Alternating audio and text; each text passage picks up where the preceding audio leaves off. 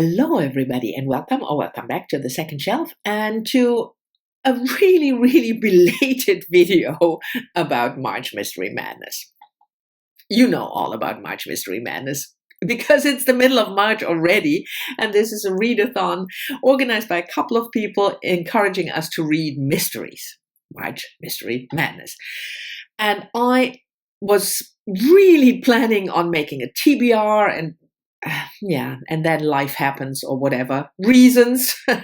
But I thought I wanted to at least participate in making a video at some point about March Mystery Madness. So this is the books that I picked, part of which I have already read and part of which I'm still reading or planning on reading. But yeah, so you don't want me to die from FOMO now, do you? Anyway, so March Mystery Madness organized by a couple of people. Even though it's already mid-March, I will leave the announcement video of Jen from Remembered Reads down in the description box. Also because if you don't follow Jen, you don't know what you're missing. She reads really eclectically, and I found so many books that I've never heard of because I'm watching her videos. So thank you, Jen. The prompt this year is really easy. It's called 2 by 2. And you can interpret this any way you want, sort of a double dip. That's how I interpreted it. And I chose mysteries that also qualify for another genre. And because last year I started this genre spotlight, sci-fi, and I really want to read a couple of the modern classic sci-fis written by women, of course, that I've missed. And so for March Mystery Madness, I chose 3 books that are sci-fi, but also mysteries set in the future. And the first one is a party that has been going on for a long time, since 1995, and that is the In Death series by J.D. Robb, or Nora Roberts, as it says on the cover, introducing, just in case you didn't know, Eve Dallas. So this is set in the future. Nora Roberts is an extremely prolific writer. I think she published more than 200 novels. She writes romance, she writes fantasy, and she writes this In Death series. This is the first one, and there are 54 more to go. So maybe if I live long enough, I will be able to finish this series. But anyway, so this is our investigator, Eve Dallas, as I said, set in the future, but it's a really police procedural, just with some tech and future stuff in it. So this is a murder of a young woman, a prostitute, or as it's called in the future, a certified companion. And Eve investigates that, and she meets Rourke, an Irish billionaire.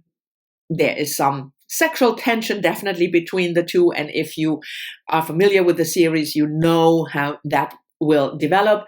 But yeah, it's published in 1995, so it's more than 25 years ago. And some of the things, also the tech stuff, might be a little outdated, but it's just good fun. And Heidi, I know that Heidi, you are reading this, you're loving this series, and I think I heard it on your channel first and finally decided very late to join the party. And yeah, I definitely enjoyed like I said, it's just a straightforward police procedural set in the future with a female investigator who has issues, of course, because they all do in mysteries. So yeah, this was great. The next one is Dervish is Digital by Pat Cadigan. She's a London sci-fi author, and I have been meaning to read her because I haven't read her for quite some time. So I picked up, this is the second, I think, in a series, also with a female investigator, Constantine. And this is more sci-fi heavy than the Naked in Death. So you have this, what is it called? technocrime, artificial reality division. And you have a stalking and a murder. I haven't started it yet, so I have very little knowledge. And for crime, whether it's set in the future or set in the past or set in the present, when I read crime, I don't want to know too much because that spoils most of the fun. So this book was, I think, published, I didn't tell you that, let me check, 2001. So this will be my first pet Cadogan. And then I have a Joe Walton book, Farthing, which is alternative history or alternate history set in the mid-20th century. But Hitler is still in power and Churchill got, how do they say, overthrown. And this is set in Britain. Joe Walton is a British sci-fi writer. But there is a murder at the core, of course. I love her work. I read a couple of her series, the Thessaly series with it's more a philosophical sci-fi. So if you're not into philosophy, that's not for you. But she has a really broad spectrum of sci-fi books, and most of them I enjoyed. And this is a mystery, a murder mystery. So I can pick that for March Mystery Madness. But also, it's not the only double dip because it's also a buddy read, which means 2 by 2. I read it, somebody else reads it, double dip. And I'm reading this, I started this last Sunday with Kim from Middle of the Book March. And so is the next book, in terms of 2 by 2, a buddy read, and that is Well-Schooled Murder by Elizabeth George, the third book in the Inspector Linley series, published in 1989. I mean, this book is published in 1989. And I've already talked about this book in my recent reads last Sunday. So this is the Inspector Linley mystery. Of course, you're probably familiar with it. At the center is Thomas Linley, who is from an very aristocratic background. He's a lord, and he is teamed up with Barbara Havers, who is from a very down-to-earth working class background. You can see the tension here, and they solve crimes together. And Heidi and we are really enjoying this series. We are not, I mean, I think there are 10 more books or so, but this is only our third. But so far, yeah, I'm really enjoying it. The murder, the Well-Schooled in Murder is the murder of a young boy, Matty, 13 years old, in a posh boarding school. He is left naked with also marks of abuse on his body in a cemetery. And then they investigate in the boarding school. There's bullying going on in the school. There's also racial issues. There's also possible pedophilia issues in the book. I'm not going to spoil it for you if you haven't read it. There are a couple of things that, I mean, I enjoyed it. It's not that fast-paced. I talked about that in the Sunday video, because it's also very character-focused. I mean, the mystery is always good, and the clues are good, and the red herrings are good, and the solution, who actually is the perpetrator, I feel is always really well done and satisfying. But a lot of the book is also spent on the various characters, the two main characters, Thomas Linley and Barbara Havers, but also the fixed side characters.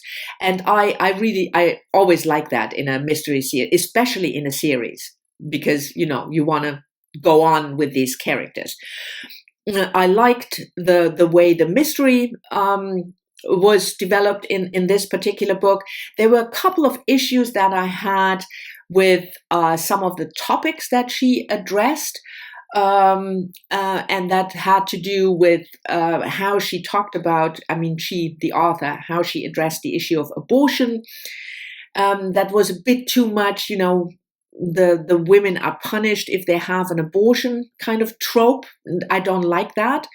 And my main irk with the book was there is also some spousal abuse going on. I mean, one scene actually.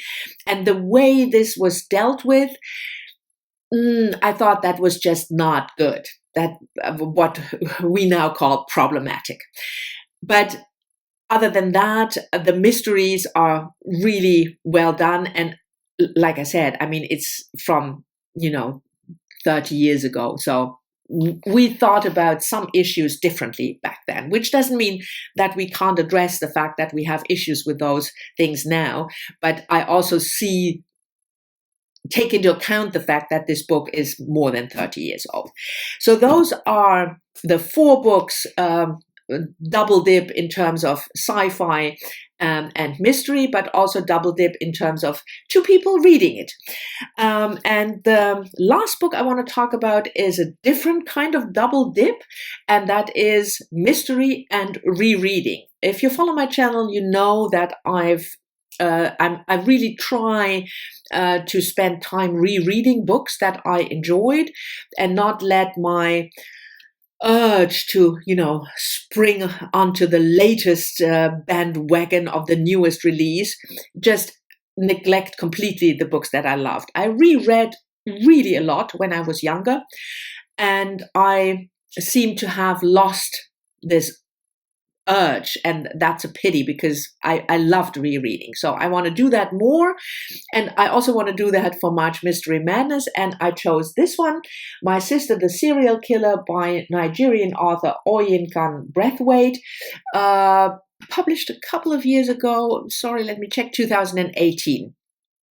And I read this book, I think, for the Women's Prize in 2018 or 2019, because it was longlisted and I think even shortlisted, if I'm not mistaken, but it didn't win. And I think it's a brilliant book. It's a debut novel, so it's not perfect.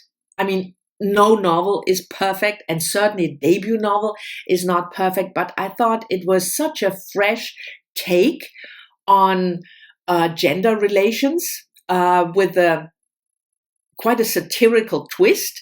Yeah, I loved it. So the sister of the main protagonist is indeed a serial killer. She kills off her boyfriends if they don't treat her well, and they never do, because that's how men are. So it looks it's set in Nigeria. It looks at, I hope I'm right. I mean, well, I think I'm right. Anyway, it looks at the gender relations in that country, but it's not that different from other countries, and what it means, the beauty standards that we have, that we sort of impose on women. And the main protagonist is a nurse, and she is there to help her sister clean up her mess once there is another dead body. I thought it was fantastic. I loved this, the satire of it. I loved the story, and it is maybe not in the very strict genre sense a mystery, because it's called literary fiction and not genre fiction, but there's murder in the book, so that qualifies as a mystery plot in my book. So I'm going to reread this for March Mystery Madness. And then there is a book that has nothing to do with mysteries, but I at least wanted to mention it because there is another readathon always going on in March. There's actually a couple of more middle grade marches also going on, but that's not one that I normally participate in. But March is also March of the Mamooth, in which by the organizers, we are encouraged to read really, really big books, more than, 800 pages or something. And one of the organizers is Lukash from A Cruel Reader's Thesis. And again, I will leave his announcement video down below, even though it's already mid-March and you are probably halfway through your Mamooth, or you have read already 5 of them. But the one I picked is this one, The Love Songs of W.E.B. Du Bois by Honoré Fanon Jeffers, published last year. And I think it's last year. Yeah, I'm so well prepared when it comes to, yes, last year, 2021. And it's a debut novel. and it has, I think it qualifies because, yeah, I don't know whether you have to read something more than 800 pages, because this is just under 800 pages. But for me, a book qualifies if I have difficulties holding it up while filming the video. Then it's a tome, and it's a mammoth, and it qualifies. Anyway, this is the story of Ailey Pearl Garfield. Yes, Garfield, who tells us, and I mean Ailey, if you are into dance, Elvin Ailey, big fan, big fan. This was a digression, but she tells us her family's story, and it starts in the mid 18th century and goes on to the present day, and she goes through the family tree, as it were. So I'm really looking forward to picking this up. Obviously, because otherwise I wouldn't have bought it, but it has nothing to do with March Mystery Madness. It's for March of the Mammoth. There you go. Anyway, these were my books for the 2 readathons, March Mystery Madness and March of the Mammoth. Thank you very much for watching. I hope you've enjoyed it. As always, I'm looking forward to your comments. Let me know whether you participate in either of the 2 readathons and what you are planning, or what you have read or will be reading, or any other comment you want to leave. I'm always looking forward to that. You know that. And I'll see you all soon in the next one.